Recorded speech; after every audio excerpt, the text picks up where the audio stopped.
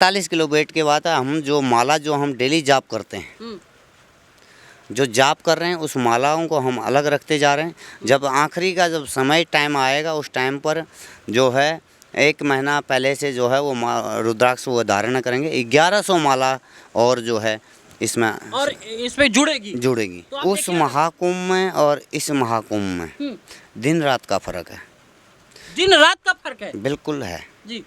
देखो ये आज जो पहले जो महाकुंभ गया था 12 साल पहले की बात कर रहा हूँ मैं, अभी की बात नहीं। कि पन्नू जो है अमेरिका में बैठा हुआ है, वो सनातन धर्म को टारगेट कर रहा है, इतने बड़े महा आयोजन को कह रहा है कि ये आखिरी आयोजन होगा। इसको किस हिसाब से देखते हैं आप? देखो एक हाथी चलता है 100 कुत्ते भौंकते हैं। अब ये सोचिए, एक हाथी चलता है और 100 कुत्ते भौंकते हैं। हमारा प्रशासन का और हमारा हिंदू सनातन धर्म का ध्वजा जो लहरी है, ये ध्वजा लहराती रहेगी। वो जय जय प्रयागराज। इसमें प्रयागराज की पावन धरती पर हैं और यहाँ की अलौकिकता को दिखाने का जो हमारा प्रयास है वो लगातार जारी है। हम इस समय माँ गंगा की गोद में आए हुए देश के अनन्य क्षेत्रों से पूज्य संत भगवंत से मिलवा रहे हैं। ऐसे में श्री शंभू पंचदशनाम आवाहन अखाड़ा के श्री महंत सेक्रेटरी गीतानंद गिरी जी महाराज जी हैं, जिनको आपने टीवी चैनल्स में या बहुत सारे चैनल्स में देखा होगा कि अपने सर पर लाखों की माला रुद्राक्ष पहने हुए लगातार आध्यात्म की अलग जगा रहे हैं। तो हमने भी सोचा कि हमारे दर्शकों को सीधे महाराज जी से मिल करके चर्चा करें कि आखिर में ये संकल्प क्यों लिया, इस तरीके का वेश क्यों धारण किया। संत अलग अलग तरीके से यहाँ पे अनोखी छटा देखने को मिलती है। तो सीधे जुड़ते हैं महाराज जी से और जानने की कोशिश। गुरुदेव प्रणाम। प्रणाम प्रणाम। कैसे ये कब ये हठ योग आपने कर लिया? देखो जी, साधु बने हैं तो साधु का नाम ही कर्म कांड और रिद्धि और सिद्धि जी। साधु का कर्तव्य है। और हठ योग में यह तपस्या आता है। 12 साल की हमारी तपस्या है, 12 घंटे की डेली की तपस्या है। 12 घंटे बाद इसको जो है स्थान पे रख देते हैं? क्योंकि रुद्राक्ष है, इसको शुद्ध रखना पड़ता है। 12 घंटे के बीच का जो समय होता है हमारा सुबह से शाम तक जो है, सुबह 5 बजे से लेके शाम को 5 बजे तक या 6 बजे तक हमारा जो संकल्प है, ये इसलिए क्योंकि उसके बीच में हमारे को शुद्धिकरण भी बहुत ज़रूरी है जी। क्योंकि ये शंकर भगवान का 11वां रुद्रा जो है रुद्राक्ष है जी। इसमें स्वच्छता और शुद्धिकरण रखना पड़ता है। इसलिए जो है 12 घंटे की और 12 साल की तपस्या है। ये 12 साल की तपस्या, दर्शक देख सकते हैं आपकी महाराज जी के मुकुट पर ओम भी विराज रहा है, गणेश जी भी विराज रहे हैं, रुद्राक्ष भी विराज रहा है। और इस विराजमान, अच्छा इसमें रुद्राक्ष कई प्रकार के होते हैं गुरुदेव, तो कौन कौन सी रुद्राक्ष में आपने रख रखा है? देखो 0 नंबर से लेके और 1 नंबर से लेके 2 नंबर से लेके 5 नंबर से लेके 5 मुखी, 16 मुखी, 17 मुखी, 18 मुखी, 1 मुखी, 21 मुखी तक इसमें सब है। सारे रुद्राक्ष यहाँ पे समाहित है। लेकिन एक चीज़ बताइए कि आम जो लोग होते हैं, जो गृहस्थी लोग होते हैं, उनको कहते हैं कि एक माला आप जाप कर लीजिए या एक माला धारण कर लीजिए। आपने तो पूरा मालों का पूरा पहाड़ बना रखा है, सर से लेकर पाँव तक। देखो जी, पाँव तक नहीं, हाँ मतलब नाभि तक रहता है, इसे शुद्ध रखना पड़ता है। रुद्राक्ष का जो नियम है, रुद्राक्ष पवित्र होता है और पवित्र भगवान शंकर भगवान से प्रकट हुआ एक रुद्राक्ष है जी। और शंकर जी का बड़ा प्यारा रुद्राक्ष है मूल। इसकी आपकी स्टोरी देखनी है, शिव महापुराण में देखिए 16 अध्याय में इसका जो है विवरण दिया गया है जी। वो क्या दे रखा है, 1100 रुद्राक्ष जो स्वयं धारण कर लेता है जी। वो स्वयं शंकर भगवान के गण में समाहित हो जाता है। तो ये से संकल्प रुद्राक्ष का जो है नियम और विधि विधान से जो करता है, इसका संकल्प जो है शंकर भगवान को बड़ा प्यारा है। इसका महत्व 1100 मालाओं का, 1100 दानों का संकल्प दे रखा है इसमें। और इस पे अगर थोड़ा सा माफी चाहूँगा, इसका वजन कितना होगा अगर आकलन के आधार पे, क्योंकि दर्शक जो हैं कहते हैं कि जीवन में बड़ी समस्याएं आती हैं, कष्ट से परेशान हो जाते हैं, लेकिन अब अगर कहते हैं ना कि त्याग करिए तो सब शॉर्टकट खोजता है। देखो जी, माँ जो होती है ना जी, बिना उसका बच्चा जब तक नहीं रोता तब तक माँ भी दूध नहीं पिलाती है ना। तो हम लोग तो हठ योगी हैं, भगवान शंकर को प्रसन्न कर रहे हैं। उसको एक हमारे हठ है, जिद है कि उसको मतलब जो है जिद करके उसको प्राप्त करना। और प्राप्त करना तो माँ जब बच्चे को बिना रोते हुए को बच्चे जब तक बच्चा नहीं रोएगा, जब तक माँ दूध नहीं पिलाती है, तो हम तो एक परमात्मा को पा रहे हैं ना। एक जिद हट है हमारी, परमात्मा से लीन है कि जब तक तुम हमारे को स्वयं प्रत्यक्ष दर्शन नहीं दे दो, जब तक आशीर्वाद नहीं दे दो, है हमारी हट। तो 12 साल में भी कितने साल हो गए हैं गुरुदेव जी? 6 साल हो गए। 6 साल हो गए। हाँ। मतलब अब जो अर्धकुंभ आएगा वो पूरा हो जाएगा। अर्धकुंभ में पूर्ण हो जाएगा जी। देखो, परमात्मा की इच्छा के बिना पत्ता भी नहीं हिलता। जी।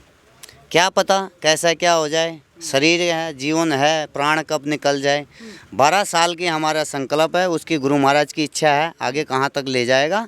मगर हम लोगों का कहने का मतलब तात्पर्य यह है, हम लोगों का जो हठ योगी होते हैं, ये हठ करते रहते हैं। हटों का उसको परमात्मा को पाना, परमात्मा को पाने के बाद अपने हिंदू सनातन धर्म के लिए, अपने राष्ट्र हित के लिए, अपना सनातन धर्म के लिए और अपने देश हित के लिए जो है हम लोग इस जो चीज़ पाने दें प्राप्त कर लेते हैं भगवान से, और उसको फिर विवर्तन करते हैं। अच्छा गुरुदेव, इसका वजन नहीं बताया आपने, क्योंकि दर्शक बड़े परेशान है, क्योंकि जब से इंटरव्यू दे रहे हैं आप इसको जो है संभाल ही रहे हैं, तो दैनिक जीवन में कितना समय लग रहा है? 12 घंटे बहुत समय होता है, तो वेट इसका कितना होगा लगभग? इसका 45 किलो वेट है।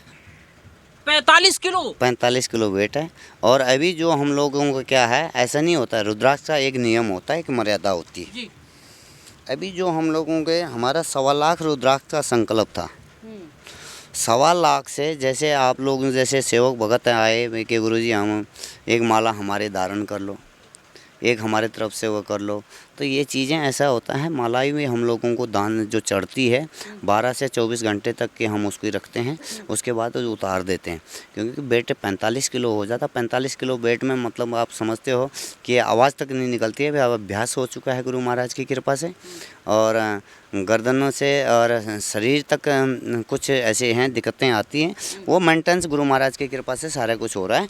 मगर 45 किलो वेट के बाद हम जो माला जो हम डेली जाप करते हैं, जो जाप कर रहे हैं, उस मालाओं को हम अलग रखते जा रहे हैं। जब आखिरी का जब समय टाइम आएगा, उस टाइम पर जो है 1 महीना पहले से जो है वो रुद्राक्ष वो धारण करेंगे। 1100 माला और जो है इसमें जुड़ेगी। तो आप देखिए ना दर्शकों, कितनी बड़ी बात है कि 45 किलो आदमी अगर अपना वजन बढ़ जाता है तो चला नहीं जाता है, सीढ़ियां चढ़ नहीं पाता है। लेकिन यही तो सनातन धर्म है कि हठ योग है। यही तो संत सिखाते हैं कि जीवन में कैसे ही कष्टों के साथ में मुस्कुराना है। कहते हैं ना कि कोई भी कष्ट आए तो संतों से जाके सीखो कैसे उस कष्ट में मुस्कुराया जाता है। गुरुदेव, एक चीज़ ये जानना चाहते हैं कि अगर इस 45 किलो के साथ साथ अगर हम ये जानना चाहें कि आपका वेट कितना होगा कुल मिलाकर के? 55 किलो के संत भगवान तो 45 किलो का जो है ये हठ योग कर रहे हैं पकड़ के। बिल्कुल हमारा कर्तव्य है। साधु बने हैं, किस लिए बने हैं? इसलिए बने हैं ना। साधु बना, घर छोड़ दिया, बाहर छोड़ दिया, सब कुछ छोड़ दिया, त्याग दिया, किसके लिए? सिर्फ परमात्मा के लिए। जब परमात्मा में लीन होना तो फिर अच्छी तरह लीन परमात्मा में।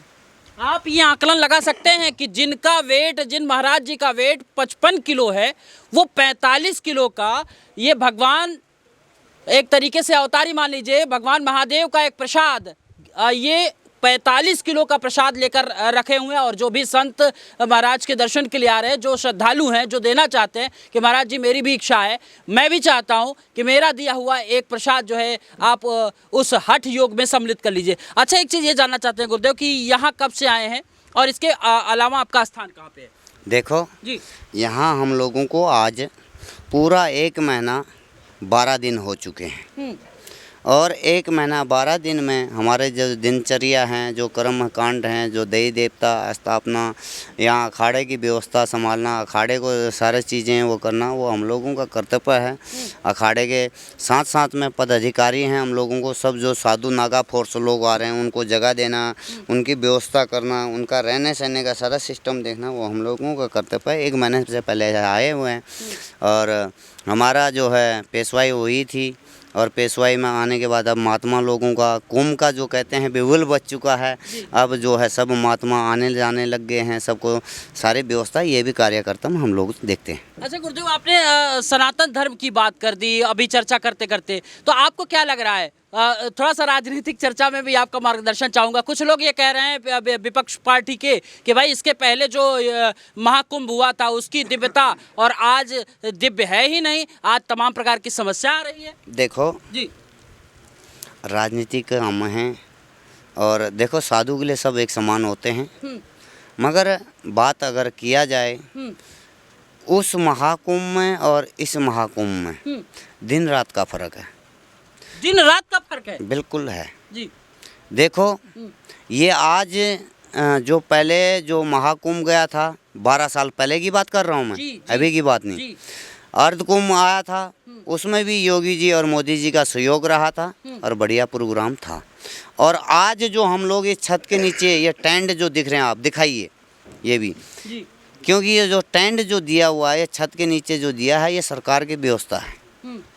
खाना पीना हम लोगों का है, आसन हम लोगों का है, बिजली पानी लैट्रिन बाथरूम और व्यवस्था ज़मीन और ये जो अखाड़े को अंदर ये जो जगह दी गई है और बाहर जो अखाड़े वाले संतों को जगह दी गई है और टेंटों तक का व्यवस्था अब की बार सरकार की तरफ से है।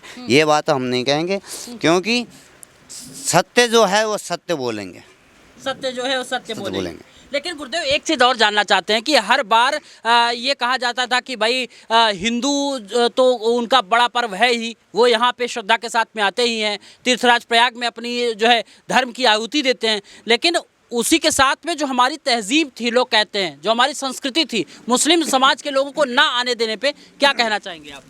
इसका बहुत सारे लोग समर्थन कर रहे हैं कि नहीं आना चाहिए, कुछ लोग कह रहे हैं कि नहीं आना चाहिए। देखो जी जी मैं एक बात कहता हूँ, जब हमारा सनातन धर्म की बात आती है जी, ये हमारे अनिष्टा की चेष्टा की बात आती है तो ये हकीकत है। देखो रोजी रोटी सब कर रहे हैं, ठीक है ना, मगर कुछ अद्भुत लोगों की विपरीतता का लोगों की ये जो लोग अनजान लोग हैं, जो शतार्थ तत्व के लोग हैं, उन लोगों ने जो माहौल ख़राब कर रखा है, जो आज धमकियां मिल रही हैं, ठीक है, और तो उसके वजह से थोड़ी सी हमारे जो अखाड़ा प्रध्यक्ष लोगों ने भी जो है इस में विचार किया और सरकार के साथ में बैठ के इस बातों का विचार हुआ।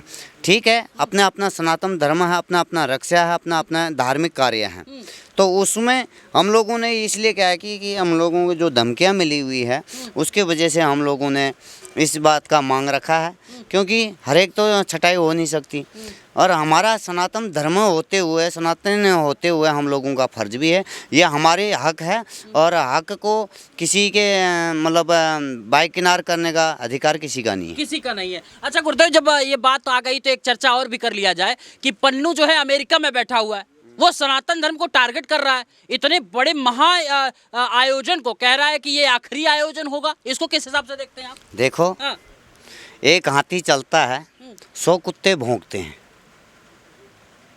अब ये सोचिए, एक हाथी चलता है और 100 कुत्ते भौंकते हैं। हमारा प्रशासन का और हमारा हिंदू सनातन धर्म का ध्वजा जो लहरी है, ये ध्वजा लहराती रहेगी। वो हाँ ठीक है, वो कर रहा है प्रशासन अपनी तरफ से, वो प्रशासन अपनी पूरी कार्रवाई कर रहा है, सारी व्यवस्था है, सारी चीज़ें हैं, मगर ये 100 कुत्ते भौंकते हैं तो भौंक ही जाएगा। वो कुत्तों से क्या है, भौंकने की आदत है जिसकी, उसका कुछ नहीं। वो हमारी व्यवस्था को एक अपने हाईलाइट होने के लिए हमारे व्यवस्था को भंग कर रहा है, और कुछ नहीं, ठीक है। और ऐसे व्यक्ति को हम तो चाहे अमेरिका हो कहीं भी हो, प्रशासन के पास इतनी पावर है, प्रशासन है योगी जी से और मोदी जी से, और प्रशासन से हम तो ऐसे करें कि उसको तो पकड़ के ले आके और साले को जेल में ठोक देना चाहिए और सीधे फांसी चढ़ा देना चाहिए, फांसी चढ़ा दे रहा है। बिल्कुल जी गुरुदेव, बहुत बहुत धन्यवाद, और आपके चरणों में दर्शक के साथ साथ मैं भी प्रणाम करता हूँ। प्रणाम। कुल मिलाकर के आप लगातार हमारे साथ जुड़े रहिए और प्रयागराज की महिमा, प्रयागराज में देश के अलग अलग जगहों से आने वाले इस महाकुंभ में संत भगवंत के आशीर्वचन और उनके हठ योग को दिखाने का ये हमारा संकल्प लगातार जारी रहेगा। जय जय प्रयागराज।